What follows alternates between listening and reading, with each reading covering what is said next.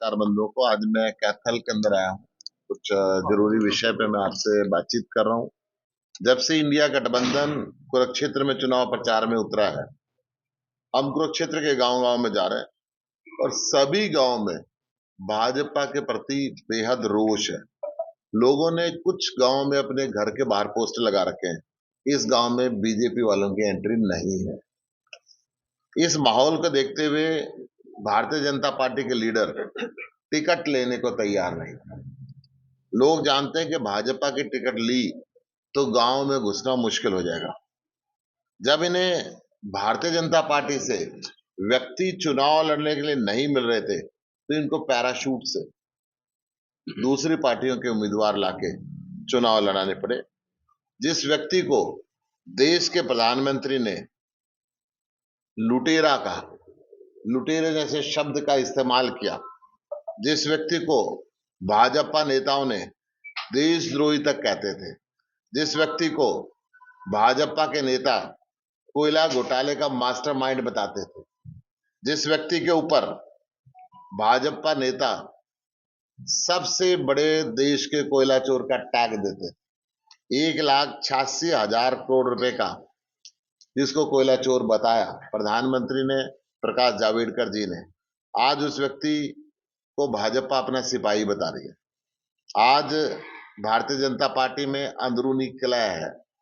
Bharatiya Janata party के कार्यकर्ता उस व्यक्ति का बायकॉट कर रहे हैं। भारतीय जनता पार्टी के कार्यकर्ता कह रहे हैं कि जिस व्यक्ति को घर घर जाके हमने कोयला चूर कहा था, कोयला चोर कहा था, आज उसको कोहिनूर कैसे कहें, आज उसके लिए वोट कैसे मांगे। कल आप सभी ने देखा कलायत के अंदर भी जिस तरीके से नवीन जिंदल का विरोध हुआ, उसके खिलाफ नारेबाजी हुई। कुरुक्षेत्र की जनता भारतीय जनता पार्टी की असलियत समझ चुकी है। भाजपा का दोहरा चरित्र जनता के सामने पूरी तरीके से एक्सपोज हो गया है और ये तो शुरुआत है। आप आगे आगे देखें, जो आज भारतीय किसान यूनियन जो जिसको गोलियों के साथ, ड्रोन के बम गिरा के आतंकवादियों जैसा जिन किसानों के साथ व्यवहार किया गया, आज वो किसान चाहता है कि भारतीय जनता पार्टी को वोट की चोट से सबक दिया जाए। भारतीय जनता पार्टी का एक फिक्स पैटर्न है। भाजपा सबसे पहले सभी लुटेरे भ्रष्टाचारियों का, अपराधियों की एक लिस्ट बनाती है, फिर उनके यहाँ ईडीआई भेजती है, सीबीआई भेजती है। ईडी और सीबीआई के माध्यम से फिर उनको कहती है इलेक्टोरल बॉन्ड का चंदा उगाही करती है उनसे, फिर उनको सरकारी ठेके दिलवाती है, फिर उनमें से दलाली खाती है और उनको सही समय पे सही जगह फिर उनका इस्तेमाल करती है। कैसे उनको दबाया जाता है, कैसे उनको फंसाया जाता है। जो उनके इस्तेमाल होने से मना करता है उसको जेल में डाल देती है।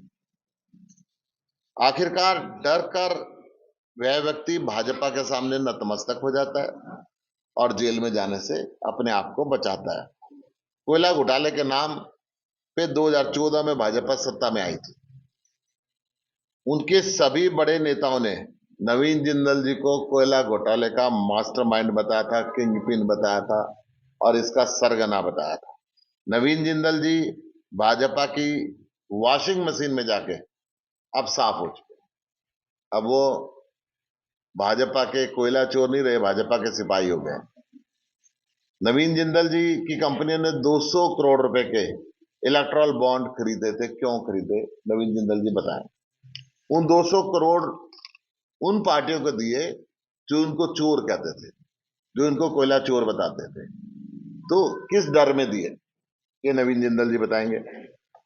उन 200 करोड़ रुपए के बदले, इलेक्ट्रल बॉन्ड के बदले नवीन जिंदल जी को स्टील और माइनिंग का सरकारी ठेका मिला, ये नवीन जिंदल जी बताएंगे। क्या वो भ्रष्टाचार के रुपए थे या ईमानदारी से चंदा ही देना चाहते थे?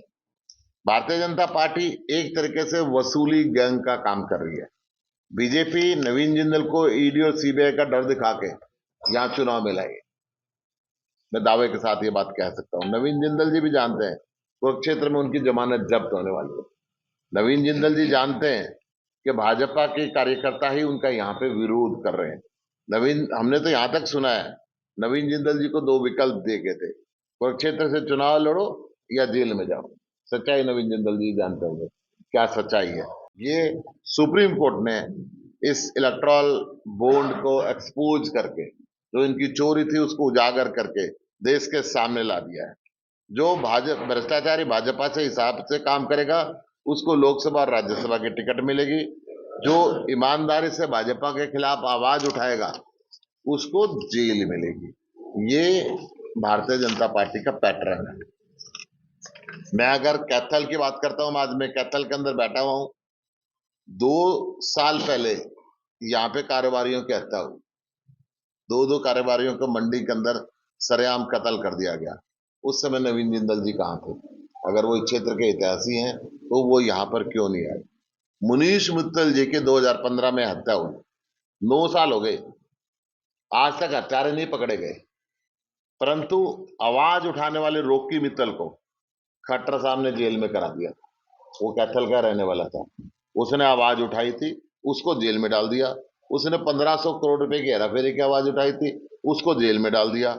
मैं खट्टर साहब आपको ये कहना चाह रहा हूं, आप 9.5 साल मुख्यमंत्री रहे हैं। अगर आपने व्यापारियों की रक्षा की होती, जगह जगह पूरे प्रदेश में व्यापारियों से फिरौती नहीं मांगी होती, गोहाना की बात करूं मैं, सोनीपत की बात करूं मैं, रोहतक की बात करूं मैं, जींद की बात करूं मैं, कैथल की बात करूं, कहीं की भी बात करूं, सब जगह फिरौती मांगी जा रही है, गोली का राजमहल। तो आपको ये वोट के लिए आज करनाल में झोली नहीं पसारनी पड़ती। आपके अगर काम ठीक होते तो आज आप झोली नहीं पसारते। आज जो फिरौती मांगने वाले गैंगों को आपने संरक्षण दिया है और आपके राज के अंदर पूरा का पूरा लठ राज हो गया, कानून का राज खत्म हो गया। देश की और प्रदेश की जनता इस बात का हिसाब आपसे करनाल के चुनाव के अंदर लेगी। और ये झोली पसारना के ढोंग आप बंद करो। आपने हरियाणा की जनता को जो तंग किया है उसका हिसाब अब वोट की चोट से हरियाणा की जनता आपको देने वाली है।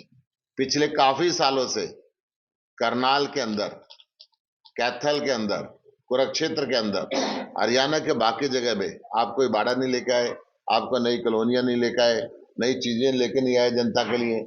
आज जनता परेशान है। अवैध कॉलोनियों को भी आपने वैध नहीं किया। आज गरीब आदमी मोटी मोटी रिश्वत देके मकान बना पाता है, आपने उनका जीना दुर्भर कर दिया है। आप भाई से भाई को लड़ा के, फूट डाल के शासन करना चाहते हैं। कभी आप हिंदू मुसलमान के नाम पे लड़ाते हैं, कभी आप जाट नॉन जाट के नाम पे लड़ाते हैं, कभी आप राजपूत गुर्जर के नाम पे लड़ाते हैं, कभी किसी के नाम पे लड़ाते हैं, कभी किसी नाम पे लड़ाते हैं। सारी बिरादरियां एक भाईचारे के साथ रहते हैं, बैठ के निपटाए जा सकते हैं सारे मसले। परंतु आप चाहते हैं कि लोगों के अंदर फूट पड़े और आप उस फूट के साथ राज करते रहें। मैं आपसे ये भी कहना चाहूंगा कि देश में सबसे ज्यादा गंदगी की सफाई वाल्मीकि भाई करते हैं और सबसे ज्यादा परेशानी के दौरान से आपके राज के अंदर वो गुजरे। दिल्ली के अंदर उन सबको पक्का कर दिया गया, परंतु आप कच्चे कर्मचारी लगाते हैं और आज तक उनको पक्का करने का कोई साधन नहीं बनाते। आप उनको ठेके पर रखते हैं। आज सुभाष सुधा जी कल बोल रहे थे कि आरोप तो लगते रहते हैं। सुभाष सुधा जी, मैं आपसे भी पूछना चाहता हूं, आप दो बात बता सकते हैं? क्या प्रधानमंत्री जी ने झूठ बोला था ये कोयला चोर है, या आप झूठ बोल रहे हैं कि कोयला चोर नहीं है? आपको स्पष्टीकरण देना होगा कि देश के प्रधानमंत्री ऐसे ही आरोप लगा देते हैं। अरविंद केजरीवाल जी को भी ऐसे आरोप लगा के आपने अंदर डाल रखा है। वहां तो आप नहीं बोल रहे, आरोप तो लगते रहते हैं। चलते चुनाव के अंदर दो दो मुख्यमंत्रियों को आपने कैद कर लिया। चलते चुनाव के अंदर एक कांग्रेस जैसी नेशनल पार्टी का आपने बैंक अकाउंट सील कर दिया। आप इस चुनाव के अंदर तराजू झुका के काम करना चाहते हैं। Level playing field Bharatiya Janata party आज देश की अन्य राजनीतिक पार्टियों को नहीं देना चाहती।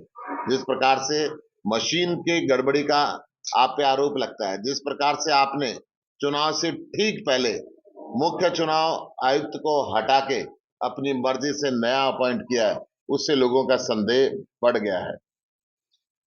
आड़तियों को आपने परेशान कर रखा है, किसान के आप सरसों खरीद नहीं रहे।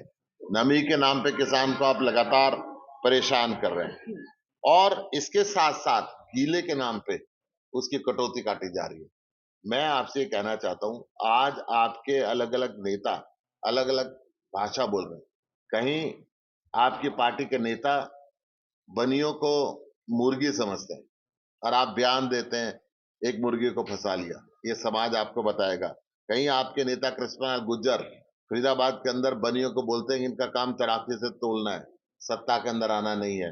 कहीं पे आपके नेता हिसार से बोलते हैं, रंजीत चौटाला जी, भारतीय जनता पार्टी के नेता, कि ब्राह्मण ने सारे देश के अंदर लड़ाई कराते हैं। आप ये लोगों को बांटना बंद करो, लोगों को तंग करना बंद करो। लोग ये समझते हैं कि आप फूट डाल के राज करना चाहते हैं, परंतु लोग अब काम चाहते हैं, लोग विकास चाहते हैं।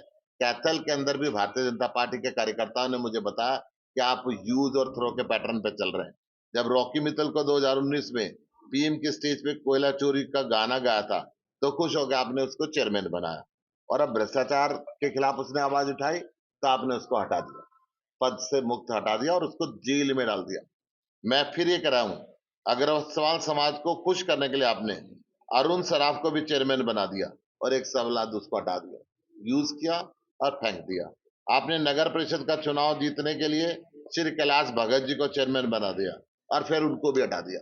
आप कैथल के नागरिकों को भी यूज एंड थ्रो की पॉलिटिक्स के अंदर कर रहे हैं और पूरे देश के अंदर ये आपका पैटर्न बना है। धन्यवाद।